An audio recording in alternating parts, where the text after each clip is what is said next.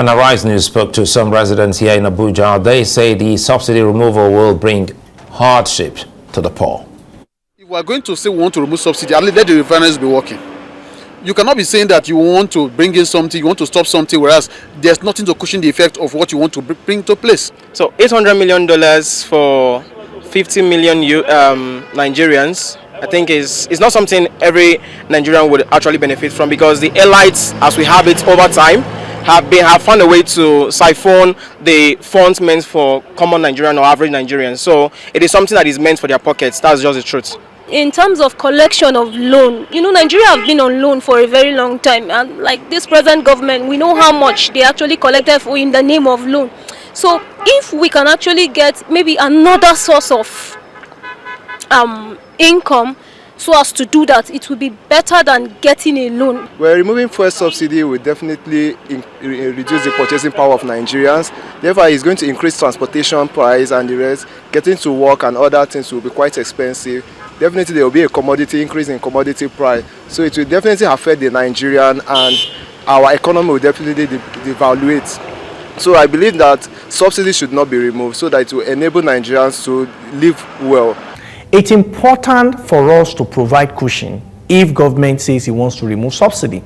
But what are the parameters for subsidy to be removed? Even if government gives Nigeria times 5 of this, it still will not solve the problem. It's like saying 12,000 times 5, 60,000. Will that help you cushion impact of subsidy? The answer is no. So distributing cash or giving people money is not the solution to impact of subsidy. What should we do? First, local refinery must work. All right, we're joined now by Professor Abiodun Adeni, who is Deputy Dean of the Postgraduate School at Bayes University, and economist Tope Fasua is joining us in our off-site studio. Thank you very much, both of you, gentlemen. Let me start with you, Tope Fasua. Help us first off understand exactly what this fund, this $800 million, is it a loan or is it a grant? And what would that mean for our economy? Thank you very much anyway for inviting me. I believe it's a grant. It's clearly stated as a grant. So because it's a grant, it's a little bit easier to absorb. We don't have to pay back. But of course, it's a bit worrisome that we still have to depend on World Bank, IMF, and all these bodies for us to solve our local problems and the kind of big brother approach. Of course, even if we were able to pull this through, they can as well claim glory for it. But I personally believe that this is what we should be able to solve ourselves. If we're saying basically that we have this subsidy issue, and we know the issues around subsidy. Most Nigerians actually by now believe that, look, we've been conned enough. We need to get away from this subsidy thing. A lot of it, most people believe is laden with fraud, so we believe we need to walk away from it. And I think it's just a matter of shifting the furniture.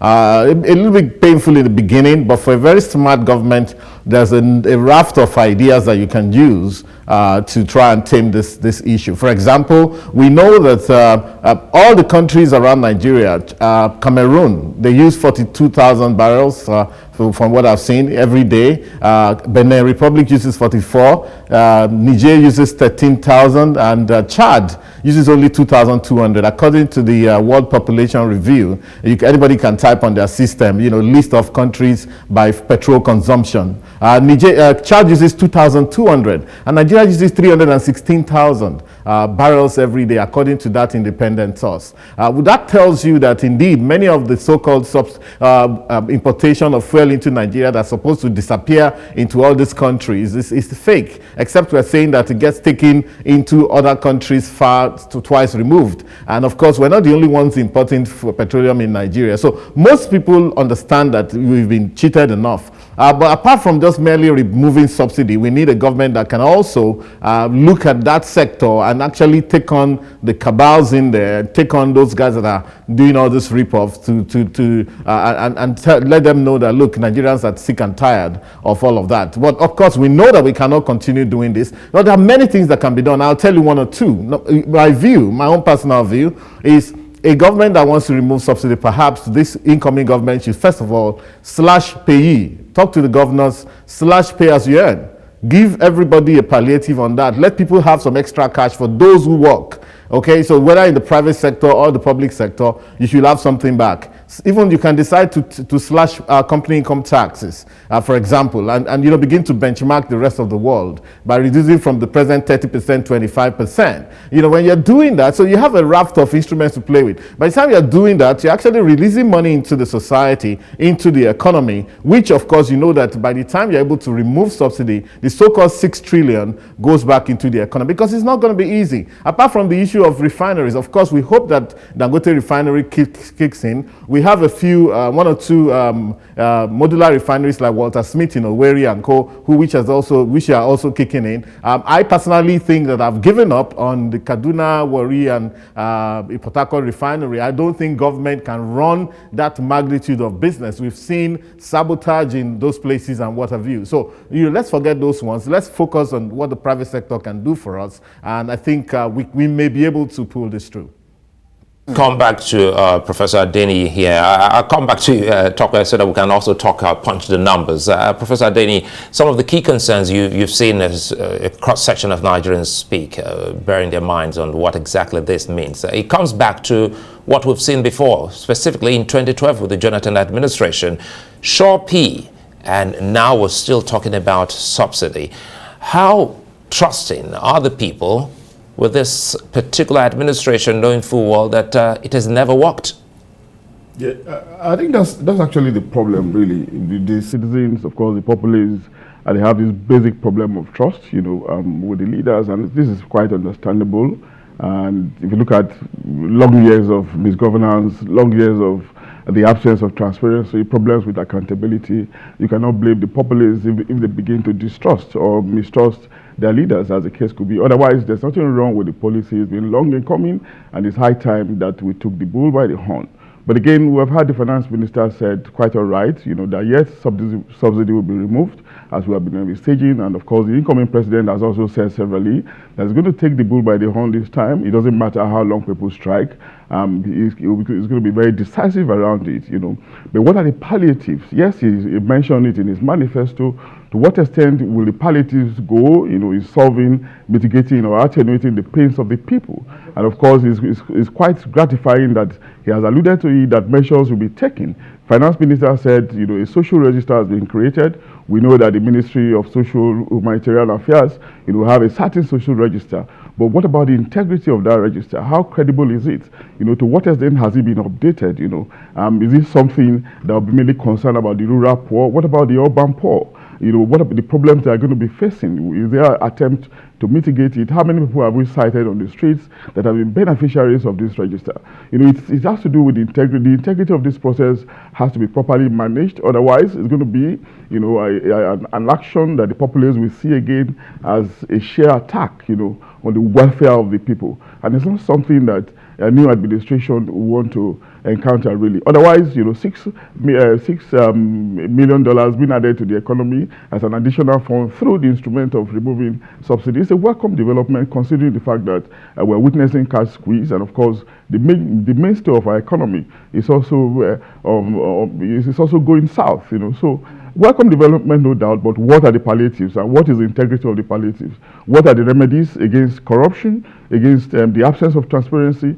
To what extent are we going to be the citizens going to be assured that 800 million would not again go down the drain without any means, through opacity, without any means of justifying how the funds were allocated or spent, as the case could be?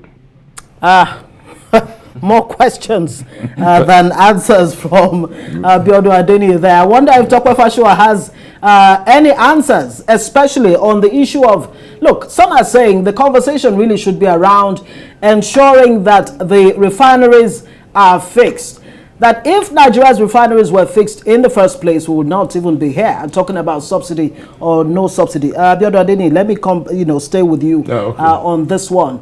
Some groups are saying, look, fix the refineries first, and then we can talk about removing fuel subsidy. Even the NLC, the Nigeria Labour Congress, has also made a case for fixing the refineries first, before removal of subsidy? Yeah, I think the question of palliatives, the question of giving cash, cash palliatives looks like a short-term measure for me, because we know that cash is just there for you to expend. And of course, when you expend without any means of getting another one, it just goes down the drain like that, Of course, we know that every strong economy is dependent on production. And of course, where there's good production, where there's vibrant, robust production, it can trigger multipliers, create jobs, bring about full employment. Then, of course, the GDP can be said to be growing. But in a situation where we are reliant on sharing, on the primitive spirit of communalism, it doesn't help our system. And in this circumstance of the oil sector, of course, we know that the refineries are the only means through which production can be boosted. Production, of course, if the refineries are working in full steam, of course, we know how it will have benefited our economy. But of course, we know what the problem has been over the years, and that's why we're looking up to the Dangote refinery. So what can we do in the circumstance, to renovate or to revive the Cardinal, the Port Harcourt refinery? But in the case that we cannot revive them, why don't we just sell them outright? Why think about, some kind of arrangement that we went to recently that we are not sure of where it was, So again, the questions just keep continuing. And that's why we're hopeful that perhaps the next administration will be bold enough to be decisive in their decisions, It's just about having the political will, to take the bull by the horn and go and confront the solution, confront the problem headlong. Well, Dr. I'm excited to see you. And so let's talk about some numbers here. First, I also wanted to put this into perspective. For a government that has stayed for almost 8 years and on the eve of its, administration is thinking of doing this. Now, we're talking about this figure. I like that you have been able to clarify for us that it's a dash, it's not a loan. And some Nigerians are thinking, some people in government are trying to help themselves with some, take-home pay. Because the register, which Professor Adeniyi has also said, many Nigerians are not too excited about it. Now look at the figures. 370 billion naira is what we're talking about if you put that roughly looking at the official exchange rate of what $800 million will mean. And, we're talking about that amount just for the importation of PMS. Create for us a scenario. Must this government be the one to execute this in its dying days? No, I mean, you know what? I mean, they can't because again they've pushed the responsibility of subsidy removal to the next government, and it was deliberate. Of course, mind you, that subsidy removal is not child's play. It's a very tough call, really, for any government. We've seen it in the past. Let me also say this: in 2016, the Buhari government actually removed subsidy when the fuel price moved from 87 to 145. It was meant to be a full and final. Where did the problem come from? They devalued. Now, I've been saying this in many of my writings, that devaluation and deregulation of fuel does not go together. They are mutually exclusive. If you do one, you can't do the other. My advice to the incoming government is do not devalue. Now, that's a tricky thing to manage, but there's that push for further devaluation, because when Buhari government came, when Naira was 199 to the dollar, then, and of course, we were talking about devaluation, deregulation. They moved 87 to 140. At 140 divided by 199 is close to about 80 cents, about 80%. That's about 80 cents to the dollar. And at 80 cents, it was okay. But the next thing that they did was they devalued to 360, 306, 360. And so on. And 145 naira went back to becoming 40 cents. And so if fuel is selling at $4 or $5 per gallon in the US, which is 4 liters, people are asking, why are you guys buying for $2 in Nigeria or less? Or I'm talking about 4 liters, or less. And so we were back to square one. So if they want, one thing they must have in mind very critically, and I unabashedly and unequivocally would put this to the country as a whole, not only to the government, that if you are going to deregulate, you have to maintain the value of your currency for a while, okay? Otherwise, you're going to be back to square one. And of course, the issue about refineries, like I said earlier, these public refineries, you probably will have to sell them for scrap. Okay, I mean, in fact, they have been deregulated, or rather privatized in the past, and whoever was it that bought it did not move, and so I think that was when Yar'Adua came back and revoked all those privatization. And of course, the issue also is this, because we didn't actually build those refineries ourselves. The Italian company that built them no longer produces and services that kind of machinery, and so they're behemoths where they stand. There you go. Tokwe Fasua, both of you gentlemen. Let me quote what Tinubu said not too long ago, and he has over time re-emphasized and underscored this point. He says, that Nigeria will not continue to subsidize fuel consumption in neighboring countries. How can we subsidize the fuel consumption of Cameroon, Niger, the Benin Republic? No matter how long you protest, we are going to remove the subsidy. And that's quoting Tinubu there on the issue of fuel subsidy removal. So as far as the incoming administration is concerned, it's a done deal. But is it? Adeni?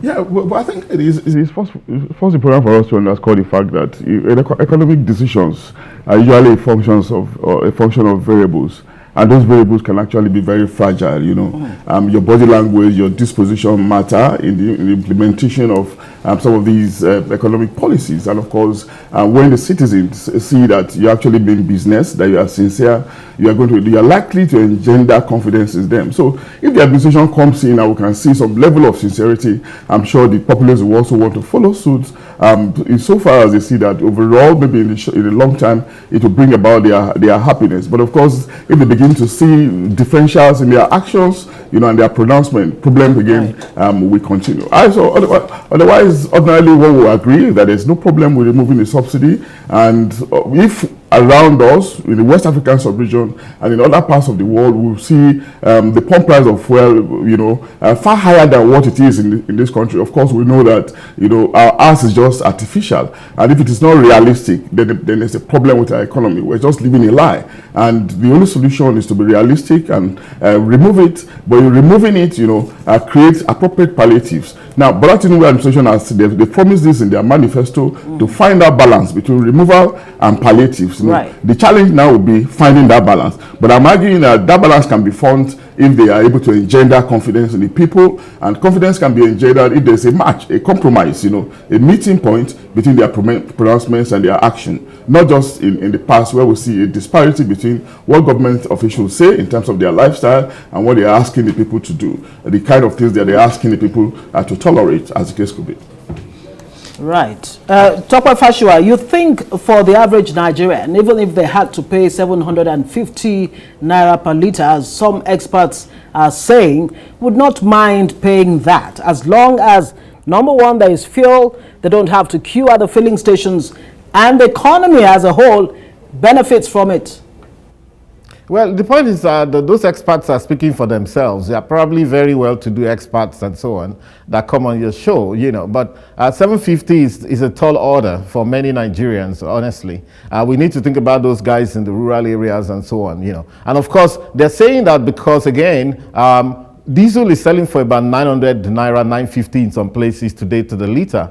Kerosene, which everybody seems to have ignored, is selling for between 1,100 naira to 1,400 naira per litre. Now, what it means, and I said the first time I spoke here, that look, we need better regulation. In fact, what they call deregulation, that balance called deregulation, actually means better, more honest regulation. If you throw your people under the bus, the private sector is going to do and undo with them. And that will not work. Remember what I said earlier, that look, Cameroon consumes 42,000 liters. Anybody can do it. Just type on Google list of countries by petrol consumption.